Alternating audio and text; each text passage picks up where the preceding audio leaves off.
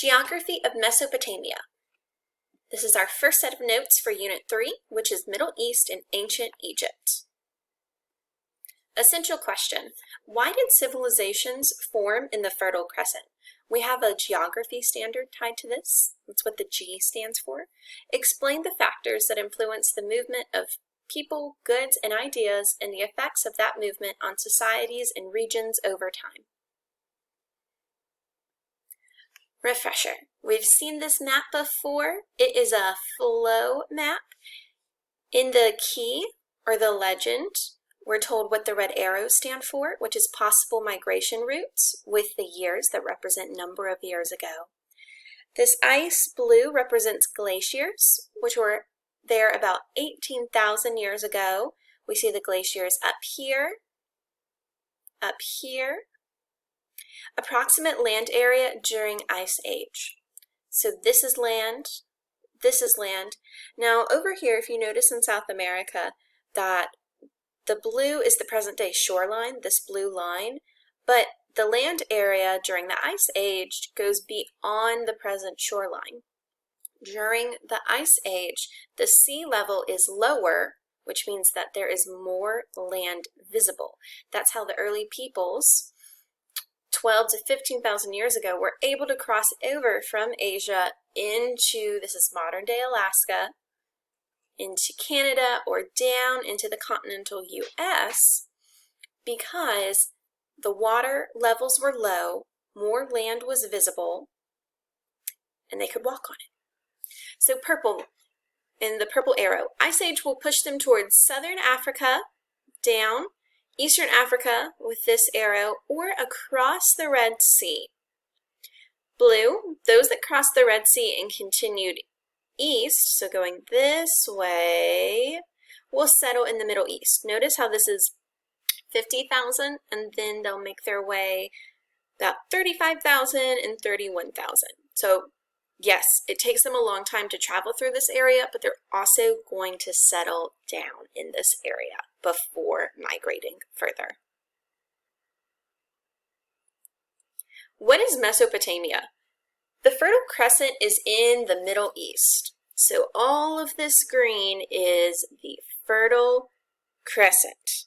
Fertile means that the farmers were successful, the climate was suitable, and the soil was suitable for growing crops. Okay. Mesopotamia is the lands between Tigris and Euphrates. So in this unit, we will talk about Middle East and Ancient Egypt. For this first section, we're only talking about the Middle East. So this area of the Fertile Crescent, which is Mesopotamia.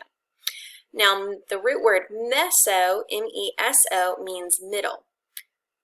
This is the land between the two rivers, Tigris and Euphrates. And I want you to practice saying those words right now. Say Mesopotamia.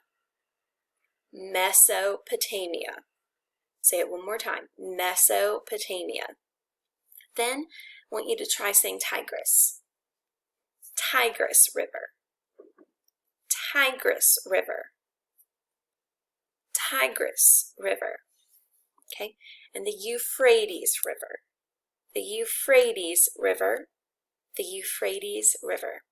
So this large Fertile Crescent, we're focusing on the Mesopotamia region first, which is the land between the Tigris River and the Euphrates River.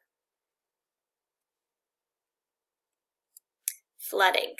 As the rain and melting snow slide down, the river swells, causing floods. The water deposited dropped a silt on top that was rich in nutrients. Okay, the silt made the ground fertile, which allowed ancient peoples to farm. Sometimes the annual flood was too strong, and then it's going to wipe away buildings and crops that are already there, or it's too weak and there's not enough nutrients deposited, so that crop is not going to do well. Farming is very temperamental because you depend so much on nature, but nature isn't regular. We have a climate, we have an idea of what our weather will be what our climate will be in the spring, in the summer, in the winter, in the fall, but that day-to-day weather of how much it rains or if there's a cold snap are going to impact that, as well as the annual flooding would be irregular, too strong, or too weak sometimes. And this is a photo from the Tigris River. Resources. People built irrigation systems called canals to carry the water from the river to their fields. Here, these people are digging canals, they're removing the dirt, they're creating these paths that the water is going to follow. Now, Mesopotamia did not have mountains to protect the inhabitants or trees for building, so they're going to make things out of mud and straw, which mud with heavy floods there are going to be some difficulties. Now the people traded their surplus to get resources they needed. So here they're digging.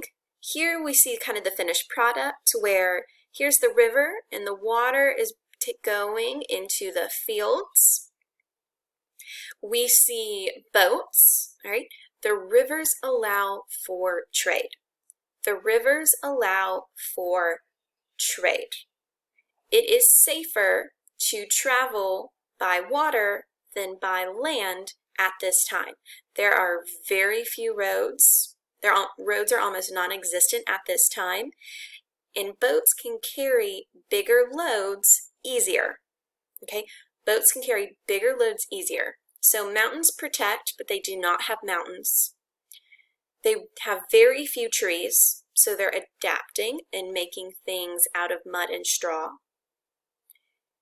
And they are using the river to trade. So they're trading their surplus to get the resources they need. Use your notes to answer the following questions. Thank you.